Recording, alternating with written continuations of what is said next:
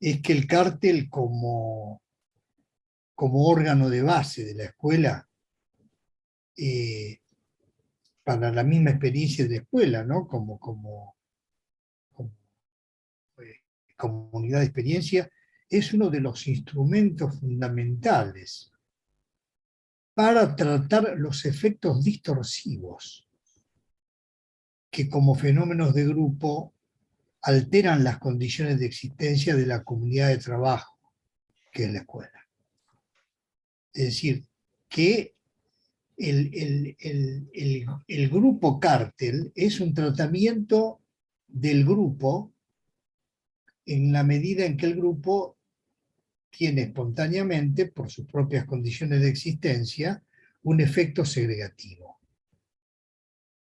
que distorsiona fundamentalmente la relación con la causa, es decir, que se producen efectos de grupo que constituyen una relación desviada con la causa analítica. Y en ese sentido, el cártel es el que permite tratar este tipo no en el sentido directo, no en el sentido clínico, pero sí por la estructura misma del cártel, por cómo se implica subjetivamente los que participan, el lugar que él tiene más uno, la relación con los textos, implica una relación con la tarea que yo diría, en el mejor de los casos, te aleja de los fenómenos imaginarios especulares. Y por otra parte, ¿por qué? Porque en general estos efectos distorsivos son en general vinculados con el aspecto societario, con el aspecto institucional de la escuela, no con la escuela propiamente dicha. Tiene que ver más con el aspecto, digamos, asociativo que con el aspecto epistémico, clínico y político de la escuela en términos de lo que es la escuela, ¿no? Que también tiene que tener en la institución su base para poder subsistir, pero no hay que confundir lo institucional asociativo con la escuela como tal. Por eso, una de las soluciones que intentó Mirer lo asunto de la escuela UNA, ¿no? Que un poco aparece como preservada de esta cuestión institucional. Ahora, sí, para mí, desde el punto de vista de mi implicación, que no es solamente mi implicación, sino de una gran cantidad de colegas que aún en la actualidad forman parte de la EOL, ¿no? Estuvimos muy implicados en la experiencia grupal.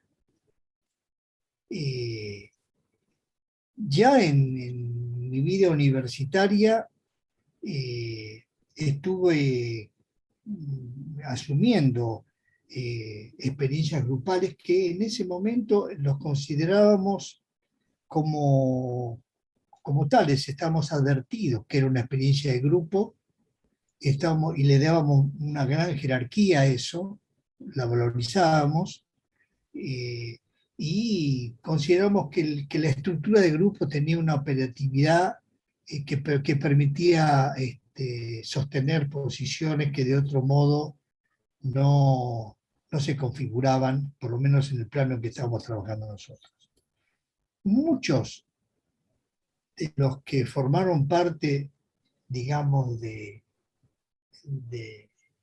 del grupo que apostó a la fundación de la escuela, estábamos en lo que se llamaba el Centro de Medicina de Buenos Aires, que era un grupo de médicos que, que ya, digamos, planteó esto. ¿Por qué? Porque este grupo se forma en el 64 y miembros de este grupo, los que quedaban de este grupo después de quilombos que hubo y de una serie de crisis, en el año 79, eh, yo en París me encuentro con Miller y el nombre de este grupo lo invito a Buenos Aires. Al poco tiempo recibo una carta de Miller en la cual dice, mire, le invierto la cosa, Lacan nos llama a Caracas, los invito. Y fuimos todos a Caracas, los que formamos parte de este grupo. Digo grupo con toda intención, ¿no? Porque interesa ver, digamos, también estos aspectos complejos, lo bueno del grupo y lo no tan bueno del grupo. En ese sentido, fíjense qué interesante. ¿Cuáles eran las condiciones para formar parte del grupo del Centro de Medicina, ese grupo original, en el año 64? Una condición, eran tres condiciones. Una condición era analizarse, todos con el mismo analista. Un analista que era un analista muy conocido de la IPA, con, con una posición ideológica muy clara, muy determinada, lo uno podría llamar de la izquierda del psicoanálisis argentino, y que era todo un personaje que había convocado a constituir este centro de medicina con analizantes de él, la mayoría médicos, todo, ¿no? La segunda condición era que además de la carrera universitaria que transitábamos, la mayoría que era medicina, había que estar en la escuela y hacer el curso completo de la Escuela de Psicología Social de Pillon-Rivière. La Escuela de Psicología Social de Pillon-Rivière es una escuela basada en el grupo operativo, en el grupo.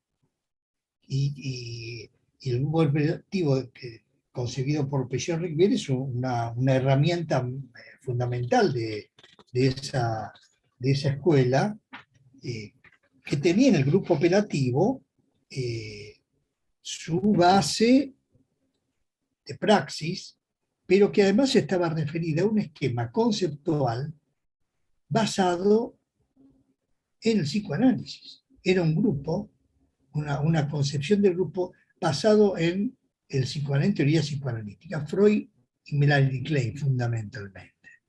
Es en ese contexto donde Pillon invita a Massota y le da un texto que tenía él de Lacan, y donde Massota da una conferencia, y ahí empieza un poco la cuestión del interés que hay por el psicoanálisis, lo que llamó Massota el psicoanálisis francés contemporáneo. Ahora, ese grupo tiene además una tercera condición, que era militar en una célula determinada del Partido Comunista, en la que el referente, el convocante, ¿no? que era el referente del centro de medicina, tenía una responsabilidad también de dirección. Es decir, era un grupo que tenía una referencia a un líder muy fuerte, a analizarse todos con él, estar en la escuela de Pillon, que era una escuela donde él también participaba, y además estar en una célula del Partido Comunista, que no era normal porque éramos jóvenes, teníamos que estar nosotros teóricamente en la Federación Juvenil Comunista, pero no, era una cosa muy especial, muy excepcional, todos formando parte de esa célula y todos en el centro de medicina. Ahora bien, eso evidentemente empieza a tener sus variaciones cuando entra con todo. Estudiábamos psicoanálisis, por supuesto, teníamos controles, grupos de estudio con psicoanalistas de la IPA, de Freud, supervisiones, pero el gran cambio para este grupo es la relación con Raúl Sciarretta, con el cual estudiamos Hegel, Marx y Althusser, y con Oscar Massota. Yo me acuerdo que el jueves a las 12:30 venía Ciarreta y a las 14:30 venía Oscar Mazota. Se juntaban ahí, cuando salía uno se juntaban en el teatro, charlaban un rato Mazota y Ciarreta. En ese sentido, ahí se establece una variación fundamental en la consideración teórica del psicoanálisis, que hace que un poco ese grupo se empiece a disgregar respecto de la autoridad que representaba el convocante, el referente que yo les planteé, que era la lista de todos, etc. Es así que el grupo, este grupo con Mazota, ya alejado el referente original, firma la fundación de la escuela freudiana con Mazota. Y después de un tiempo, dos miembros de este grupo que no reconocen a Mazota se van del grupo del Centro de Medicina y se produce una división respecto a la cual los que quedan son los que después, en el 79, invitamos a Miller y vamos a Caracas. Ahora bien, ese grupo, cuando vuelve de Caracas, vuelve completamente impactado. La presencia de Lacan y la actividad de un grupo de jóvenes que se destacaba, que transmitía un entusiasmo y un compromiso con el psicoanálisis que nos cambió la vida, evidentemente. Cuando volvemos de Caracas, en 1980, nos fundamos el Simposio del Campo Freudiano. El Simposio del Campo Freudiano es uno de los núcleos fundamentales, por lo menos en cuanto a masividad, a cantidad de gente, que después constituye la escuela, que constituye la EOL. Y donde hay, bueno, todavía, no quiero dar nombres, pero en todos los lugares, desde la dirección, desde el consejo, desde los carteles del PASER, desde ahí hay colegas que provienen del simposio. Por supuesto que ya no tiene ninguna conexión, salvo lo que cada uno tiene que ver con su historia a nivel personal, porque evidentemente ese grupo se disuelve en la EOL. En el mejor de los casos, con restos que hay que tratar o que se trataron en su momento.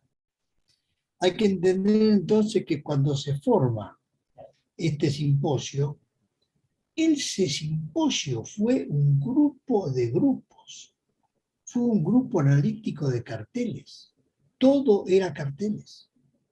Había un comité de convocatoria que se elegía por todos los que participaban, ese comité de convocatoria elegía un tema anual, había una reunión muy grande donde se comía algo rico y se elegían ahí mismo los carteles, y cada cartel, que llamábamos conjunto en ese momento, porque no queríamos usar la palabra cartel porque nos parecía que era muy propia de la escuela, no era una escuela. Esos conjuntos elegían un más uno, un coordinador, todas las semanas, nos reuníamos todos, éramos 200 al final, y donde cada conjunto daba su estado de trabajo. A fin de año había una jornada, como las jornadas de carteles, donde todo el mundo hablaba del resultado de su trabajo. Y se hacía un libro todos los años que tenía como título el tema del trabajo de todo el año y por lo tanto el tema de las jornadas.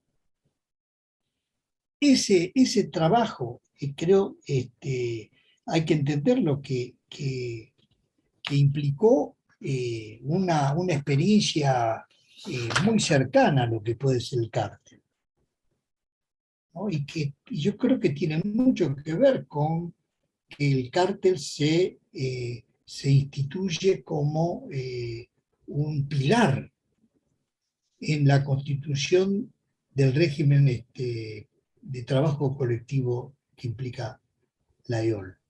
Por supuesto que este simposio teníamos relación con Miller y eso altera mucho la cuestión.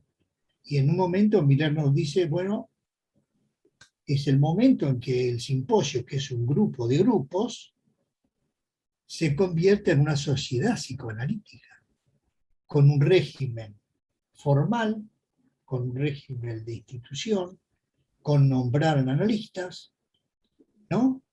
¿Para qué? Ah, ¿para qué?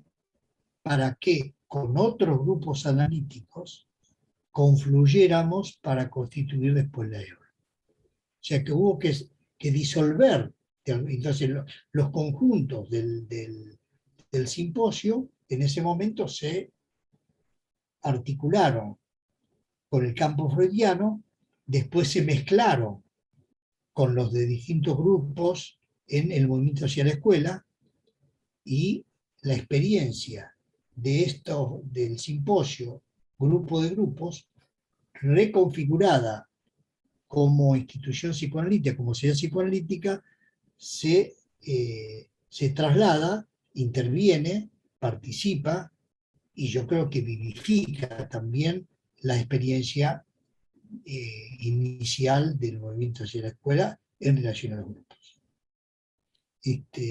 Esa es, digamos, lo que yo quería plantear, porque ahí hay algo importante, porque ya la idea del grupo analítico se pareciera que es un retroceso volver a la sociedad, pero era una condición la sociedad psicoanalítica para poder armar la escuela. Era una condición la sociedad psicoanalítica como sociedad para disolver ese grupo fuerte que era el simposio. Y ahí hubo problemas, hubo colegas que no querían que los conjuntos se inscriban en el campo freudiano, hubo toda una discusión muy fuerte en ese sentido, pero por fin la apuesta fue el campo freudiano, la apuesta fue la escuela, y creo que ahí se, se reescribe, por suerte se reescribe esa experiencia. Que nos convocaba hoy era, bueno, el cártel en el movimiento hacia la escuela. Entonces yo pensé un poco hacia qué escuela, ¿no? Pensé en 3 carteles que a mí me marcaron particularmente. Uno antes de ser miembro, pero que me permitió sentir que formaba parte de la escuela. En ese caso presenté en las jornadas de carteles, y ahí es como, fue una verificación, ¿no? Como esa pregunta que se hace Lacan de quiero saber, quiero verificar si sé lo que digo. Bueno, no, creo que uno cuando habla con otro pone a la discusión lo que escribió y no se queda pensando solo. Ese es un efecto para mí fundamental de ese primer cartel, de poner al trabajo, la transferencia de trabajo, lo que había estado leyendo bueno, en el ICUA, que quiero nombrar el ICUA porque me pone muy feliz esta entrevista, compartirla con Samuel, porque en gran parte hice el ICUA por una invitación de él, que lo conocí un matrimonio de psicoanalistas en un viaje en el fin del mundo, y él me invitó a la escuela.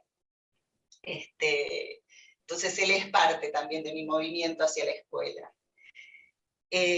Bueno, en ese cartel, como decía, me sentí que formaba parte de la escuela sin ser miembro.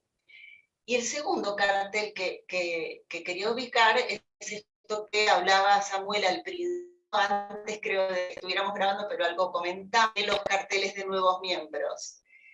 Y ese cartel de nuevos miembros, que me parece que es fundamental que existan los carteles de nuevos miembros y que tiene que ver con lo que Lacan en algún momento pensó de la entrada a la escuela vía el cartel, es un modo de la entrada a la escuela vía el cartel, porque en ese cartel uno se interroga sobre la política de la escuela, es un cartel político, y se hace la pregunta también de por qué, si bien uno se preparó mucho para ese ingreso a la escuela, se hace nuevamente, retroactivamente esa pregunta.